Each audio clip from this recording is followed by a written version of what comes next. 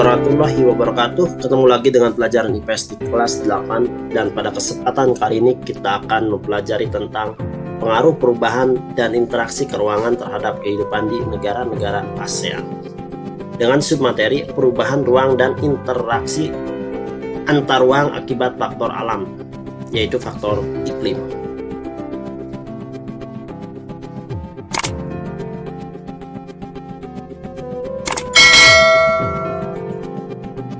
Peta konsep yang akan kita pelajari pada pertemuan kali ini, faktor iklim menimbulkan gejala alam, dan gejala alam ini menyebabkan terjadinya interaksi antar ruang di antara negara-negara ASEAN. 3 macam iklim di kawasan ASEAN, yaitu iklim matahari, iklim muson, dan iklim Pisces. Berdasarkan iklim matahari, negara di kawasan ASEAN beriklim tropis kecuali sebagian kecil wilayah Myanmar dan Vietnam yang dipengaruhi oleh iklim subtropis atau sedang. Berdasarkan iklim muson, wilayah ASEAN terdiri atas 2 musim, yaitu musim kemarau dan musim hujan. Walaupun musim kemarau dan musim hujan di setiap negara berbeda-beda. Seperti di Indonesia, musim hujan terjadi pada bulan Oktober sampai Maret, sementara di Thailand terjadi pada bulan Oktober sampai Januari. Bahkan di Filipina, hujan terjadi sepanjang tahun. Berdasarkan iklim Pisces atau iklim secara geografis, ada 3 iklim di wilayah ASEAN, yaitu iklim laut, pegunungan, dan daratan.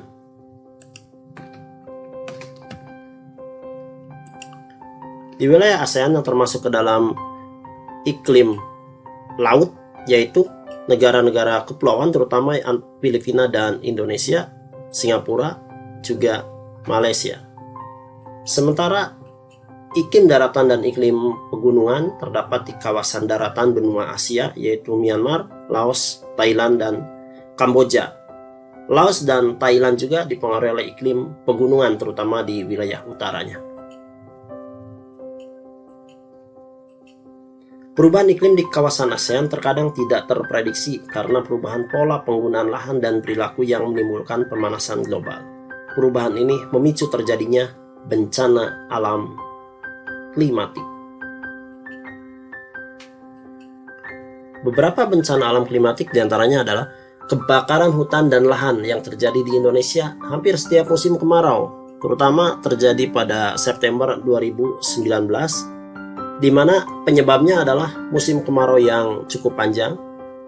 Kebakaran hutan dan lahan terjadi di Pulau Sumatera dan Kalimantan, dan ini menyebabkan terjadi interaksi antar ruang di mana asapnya mempengaruhi negara-negara tetangga seperti Malaysia dan Singapura, sehingga negara Malaysia dan Singapura menawarkan bantuan ke Indonesia untuk menangani kebakaran hutan tersebut. Badai Haiyan di Filipina yang terjadi pada bulan November 2013 yang memporak-porandakan negara Filipina disebabkan oleh perbedaan tekanan udara yang tinggi di Samudra Pasifik dan daratan Filipina. Badai Haiyan terjadi di Tacloban, Pulau Leyte, dan Pulau Samar. Indonesia dan negara ASEAN lain ikut memberikan bantuan kepada Filipina dalam menangani bencana alam Badai Haiyan tersebut.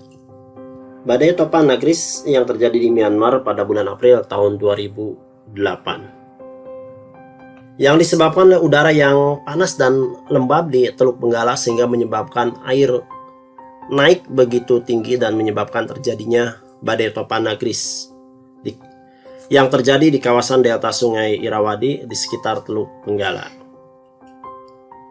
Interaksi antar ruang, Thailand memberikan donasi awal terhadap bencana tersebut. Indonesia dan negara ASEAN juga memberikan bantuan terhadap bencana alam yang terjadi di Myanmar. Banjir di Thailand pada tahun 2011 yang disebabkan oleh curah hujan yang sangat tinggi. Banjir ini terjadi pada pertengahan tahun sampai akhir tahun. Banjir ini terjadi di 58 provinsi di wilayah Thailand. Kerusakan lahan pertanian Thailand yang disebabkan oleh banjir menyebabkan kebutuhan pangan ASEAN terhambat. ASEAN juga memberikan bantuan kepada Thailand dalam penanganan banjir tersebut. Gejala alam selanjutnya yaitu kekeringan di Vietnam yang terjadi pada tahun 2016. Kekeringan di Vietnam disebabkan oleh faktor iklim, yaitu musim kemarau yang cukup panjang yang disebabkan oleh fenomena badai El Nino di kawasan Pasifik. Kekeringan ini sampai menyebabkan air di Sungai Mekong turun ke volume terendah yang terjadi baru tahun 2016 sejak tahun 1926. Kekeringan di Vietnam menyebabkan atau berpengaruh terhadap interaksi antar ruang di kawasan Asia Tenggara, di mana kebutuhan pangan ASEAN sedikit terganggu mengingat Vietnam merupakan eksportir beras terbesar di kawasan Asia Tenggara. Demikianlah pembelajaran kita kali ini tentang perubahan ruang dan interaksi antar ruang akibat faktor iklim. Kita ketemu pada pertemuan selanjutnya. Semoga bermanfaat. Assalamualaikum warahmatullahi wabarakatuh.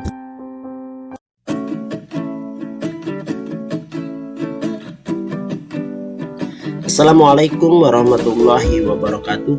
Sahabat belajar, kita ketemu lagi dengan pelajaran IPS di kelas 8 semester 1. Pada kesempatan kali ini kita akan membahas lanjutan materi mengenai pengaruh perubahan dan interaksi keruangan terhadap kehidupan di negara-negara ASEAN.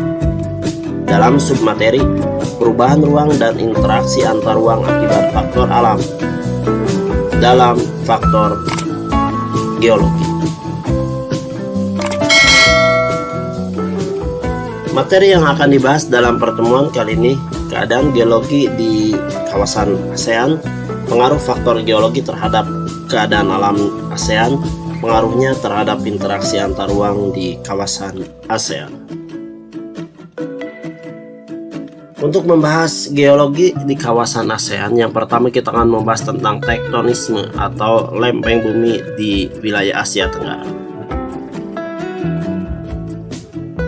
Di bumi kita ini terdiri dari beberapa lempeng, di antaranya bertemu di kawasan Asia Tenggara atau di kawasan ASEAN. 4 lempeng yang bertemu di kawasan ASEAN yaitu lempeng Indo-Australia, lempeng Eurasia, lempeng Pasifik, dan lempeng Filipina. Keempat lempeng itu bergerak, saling bertumbukan atau saling menjauh. Untuk membahas faktor geologis yang kedua yaitu vulkanisme, penyebaran gunung berapi di kawasan ASEAN. Apabila kita melihat peta, gunung berapi menyebar di beberapa negara ASEAN. Dan di antara gunung-gunung berapi itu terdapat rangkaian gunung berapi.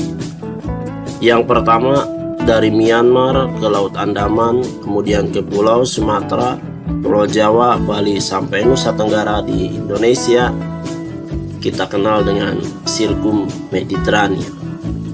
Kemudian gunung berapi dari Filipina ke Pulau Sulawesi, di Kepulauan Maluku sampai Papua kita kenal sebagai Sirkum Pasifik. 2 sirkum pegunungan yang aktif dan 2 sirkum pegunungan ini bertemu di kawasan ASEAN.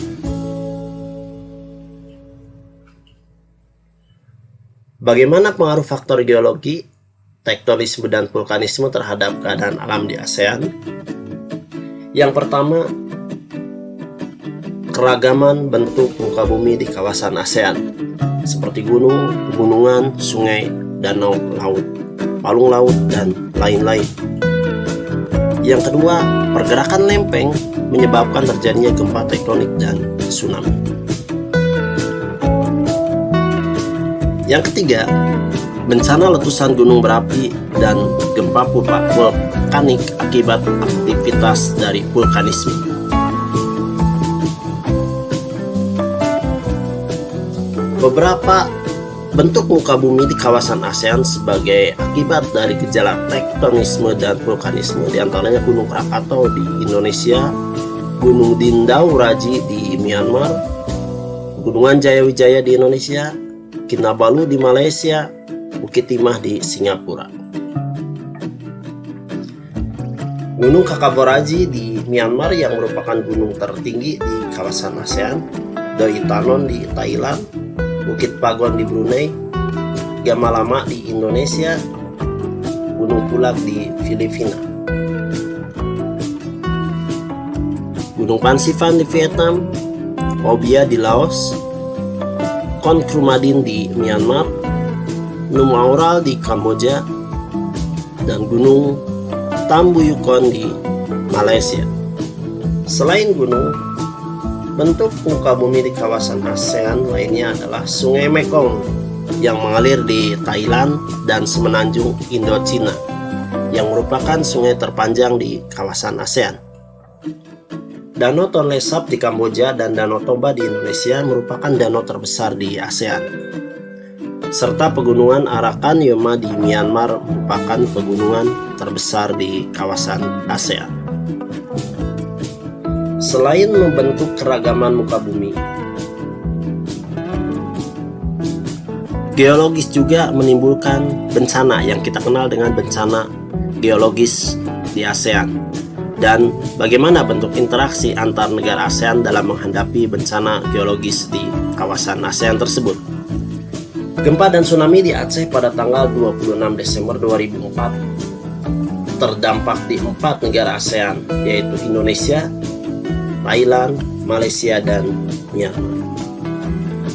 Bentuk interaksi negara ASEAN adalah memberikan bantuan melalui pusat koordinasi bantuan kemanusiaan berupa kebutuhan pokok, fasilitas kesehatan, dan bantuan pemulihan. Ini adalah bentuk interaksi di antara sesama anggota ASEAN dalam menangani salah satu bencana geologis, yaitu gempa dan tsunami di Aceh. Dan pada tahun 2011, ASEAN juga membentuk AHA Center, the Asian Coordinating Center for Humanitarian Assistance on Disaster Management, yang bertujuan untuk koordinasi di antara negara ASEAN dalam menanggulangi bencana. Demikianlah materi kita pada pertemuan kali ini. Terima kasih atas segala perhatiannya. Mudah-mudahan bermanfaat. Assalamualaikum warahmatullahi wabarakatuh.